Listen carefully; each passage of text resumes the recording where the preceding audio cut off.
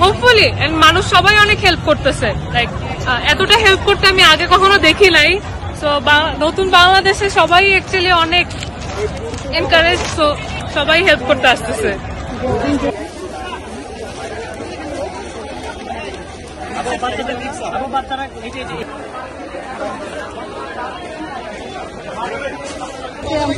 খুবই ভালো লাগছে। আমরা একদম ফার্স্ট থেকে কাজ করে ভলান্টিয়ার হিসেবে আমি অর্গানাইজেশনও কাজ করি, সেখানে আপনার সংসদে কাজ করেছি, গ্রাফিটি কাজ করেছি, এখন ত্রাণের জন্য এমনি টাকা পয়সা উঠানো হচ্ছে।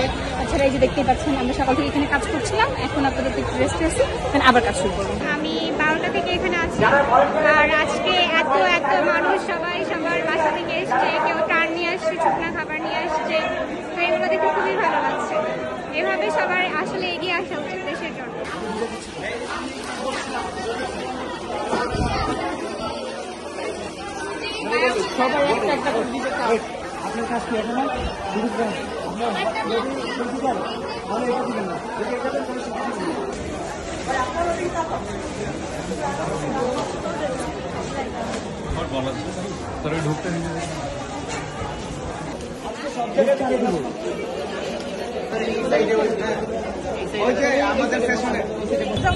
অনেকদিন ধরে এই টাকা খাবারটা দিলে ওগুলো রেখে দেয়, যখন দেখছে এরকম তখন ওই বাচ্চাদেরকে দেখে নিজে থেকেই বলছে, আম্মু আমি ছোট ছোট বাচ্চাদের চলো আমি আমার টাকাগুলো ওদেরকে দিয়ে দিব। ওরা কত কষ্ট করতেছে, ওরা জামা পাইতেছে না, অবস্থা খারাপ, জ্বর, তারপরে আসবে। আমি চলো তাহলে।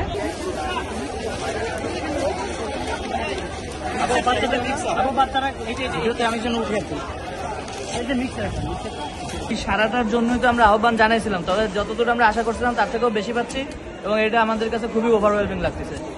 আমরা শুনেছি যে কালকে ডায়াপার থেকে মেয়েদের সামগ্রী কম ছিল, আজকে হ্যাঁ আজকে ভালো আসছে, ডাইপার আসছে, স্যানিটারি ন্যাপকিন আসছে। ডাইপারের পরিমাণটা যদি একটু কম আছে, আমরা ডাইপারের জন্য এখনো বলতেছি যে যদি আপনারা পারেন তাহলে ডাইপারগুলো আপনারা পাঠান।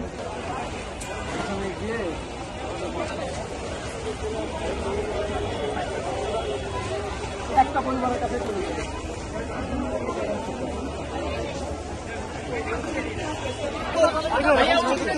পুরোটাই পাঞ্জাবি।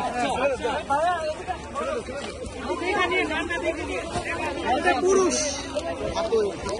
সিদ্ধেশ্বরী গার্লস স্কুল থেকে আমাকে তখনকার সভাপতি কতগুলো অনুরোধ, আমি চোখে থেকে বের করে চলে আসছিলাম, সেটা প্রতিবাদ। 7 বছর যায়নি আমি বিভক্ত টিচার, পরে বিকান্ন থেকে আমি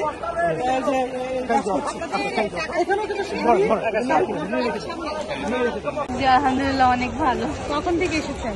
কিছুক্ষণ আগে। কি কি এসেছে জামা কাপড়? এখানে সব বাচ্চাদের বড়দের সব মিক্স করে এসেছে। সব কি পূরণ ছিল? না, নতুন পুরানো মিলানোই আছে।